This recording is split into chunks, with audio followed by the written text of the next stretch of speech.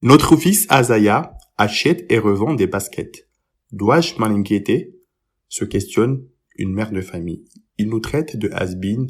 Il rajoute pour nous narguer que l'avenir est dans la plateformisation de l'économie et qu'il est temps de sortir son fric du livret A.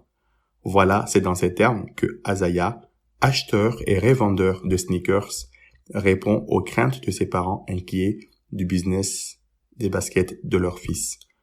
Azaya se fait de l'argent de poche tout en regardant les bons vieux placements d'épargne de papa, limite s'il ne les traite pas de bolos.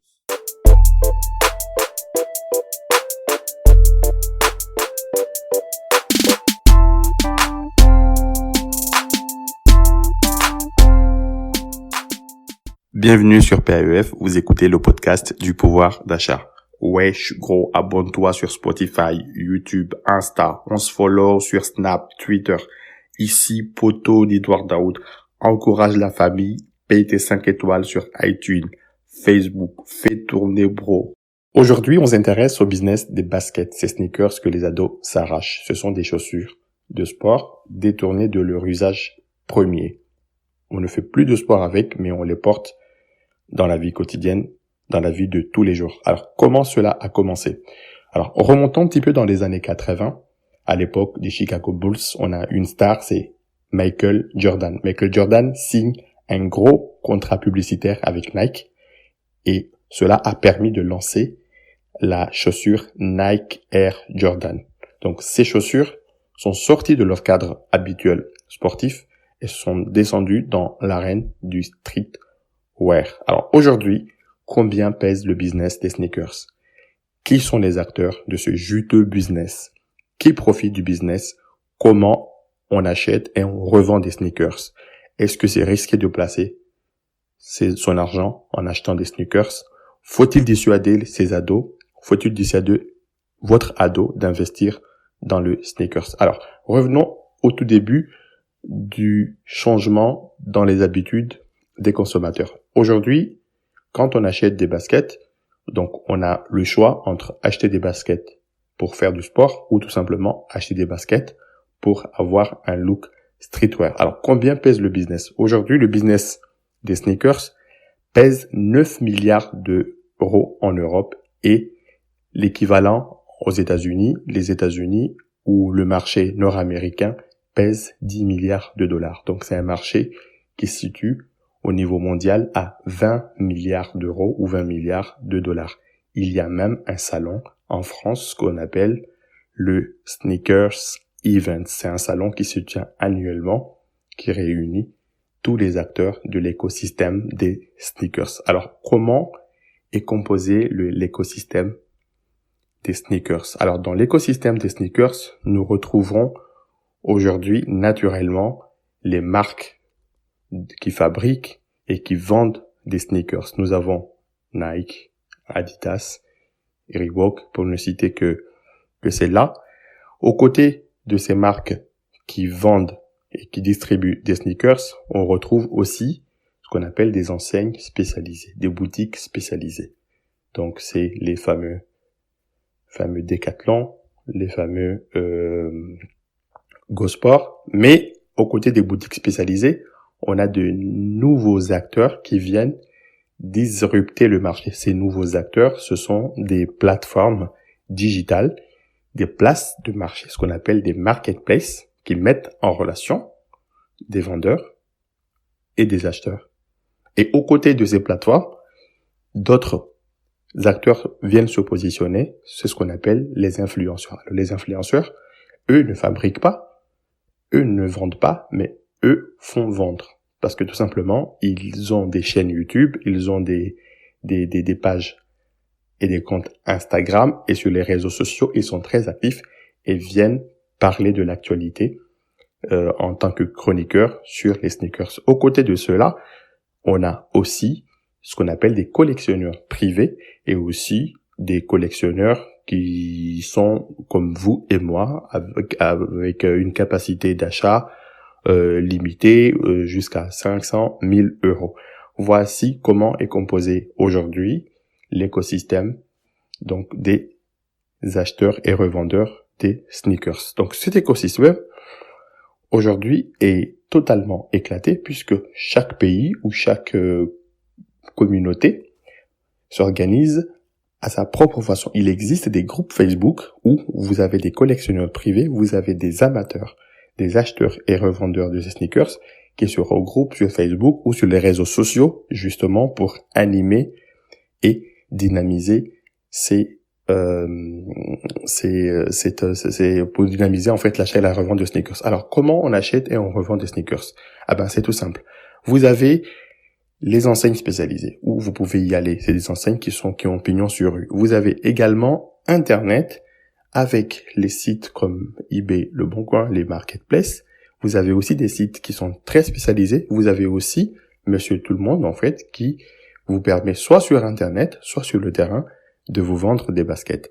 Alors, est-ce que c'est risqué de placer son argent dans les sneakers? Sachez que aujourd'hui, vous avez un vrai marché des sneakers. Donc, les sneakers se positionnent comme des produits de luxe avec une entrée au minimum entre 300, ça peut aller jusqu'à 25 000 $ la paire. Sachez que dans ce marché, fourmille aussi à côté un marché qui est totalement underground, qui est totalement illégal puisque il s'agit des copies. Il s'agit des copies importées dans beaucoup de pays. Donc, il faut faire très attention. Aujourd'hui, pour acheter et revendre des sneakers, il faut s'y connaître. Alors, pour s'y connaître, il faut suivre l'actualité, les tendances au niveau mondial ou au niveau national. Il y a les fameux influenceurs que je vous parlais tout à l'heure. Il y a les marketplaces, il y a toute la presse qui aborde des articles justement sur les modèles.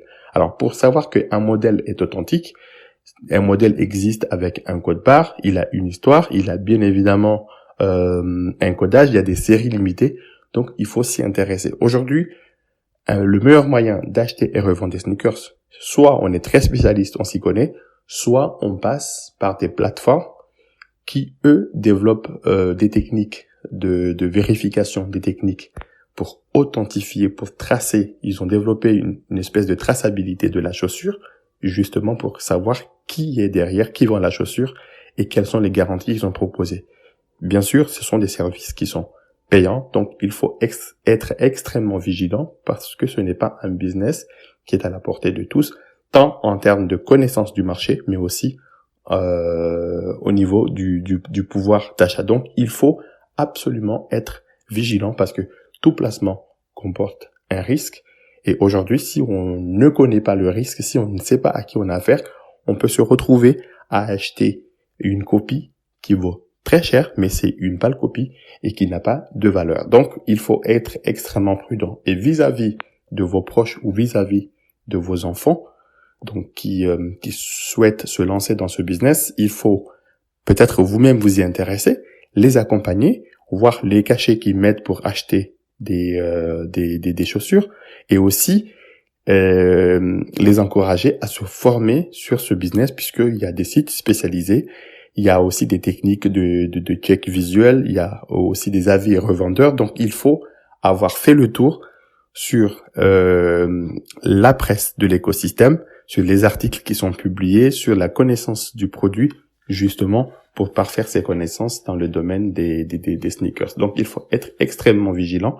Donc, quand on se balade sur le web. Donc, comme je le disais tout à l'heure, c'est un placement qui comporte des risques. Donc, il faut savoir aussi que tout achat et revente de sneakers en France est soumis aussi à ce qu'on appelle la loi sur la consommation, est soumis aussi au code général de la consommation et aussi aux lois qui sont appliquées sur l'e-commerce. Donc, aux côtés de cela, vous avez aussi les certificats d'authenticité ou des règles de la douane qui s'appliquent puisque il est interdit, par exemple, en Europe et en France, d'importer des copies ou des contrefaçons sur des produits de marque. Donc, il ne faut pas aujourd'hui se faire traiter de bolos ou de daron australopithèque par ses enfants. Il faut tout simplement les accompagner, rentrer dans leur univers, comprendre les mécanismes et aussi encadrer puisque aujourd'hui, nous avons des générations qui refusent tout simplement de placer leur fric, comme ils disent, dans des livrets A. Donc, ils veulent absolument profiter de la digitalisation, de la plateformisation de l'économie pour se faire un peu d'argent. Donc, il faut leur expliquer que on ne doit pas non plus mettre tous ses œufs dans le même panier. Donc, pour vous donner des idées, aujourd'hui, certaines paires de sneakers se négocient entre 300 voire 25 000 $. C'est de vraies œuvres d'art, c'est des pièces de la collection, c'est des séries qui sont très limitées. Ce qui rentre aujourd'hui, bien évidemment, dans le patrimoine de l'enfant. Sachez qu'il y a beaucoup de stars, beaucoup de stars américains qui se positionnent aujourd'hui avec des collections privées ou avec des modèles qui dessinent leurs sneakers. Vous avez Kanye West, Jay-Z, Pharrell Williams et bien d'autres que je n'ai pas cités, puisqu'il y a forcément des stars féminines qui se positionnent sur ce marché-là, puisque la chaussure, les sneakers sont sortis du cadre sportif. L'usage, comme je le disais au départ, est détourné et l'usage aujourd'hui est plus orienté vers le luxe, vers le chic. Donc, faut pas s'étonner, par exemple, que des marques de luxe, des marques très haut de gamme, sont déjà positionnées ou se positionnent sur le business des sneakers. Il faut aussi impérativement, si ce business vous intéresse, si vous avez ces œuvres d'art chez vous, si vous avez ces paires de collection chez vous, il faut aussi vérifier si votre contrat, votre multirisque habitation permet justement de couvrir ces œuvres d'art, couvrir en fait ce patrimoine que vous avez chez vous. Il faut faire un bilan, il faut aussi regarder. Alors sachez que beaucoup de spécialistes s'accordent pour dire la chose suivante, ce marché-là, comme tout marché, est soumise à la loi de l'offre et de la demande. Donc c'est un marché qui est très volatile. Donc une paire, ça peut valoir des milliers de dollars, des milliers d'euros, mais aussi cette paire-là, peut-être que son prix va fortement varier. Donc il faut absolument être vigilant. Vigilance, puisque ce n'est pas du tout un domaine qui est pépère. Voilà, pour reprendre un terme un peu has-been.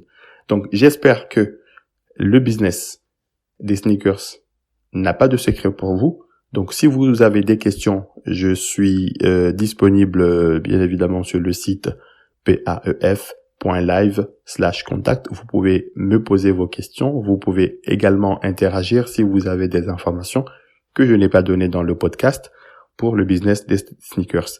Merci à tous et à toutes d'avoir suivi ce podcast. Je vous recommande également, pour encourager le podcast, d'en parler autour de vous, de partager sur les réseaux sociaux, mais surtout de le recommander et de vous abonner sur iTunes, Facebook, Twitter, YouTube. À très bientôt.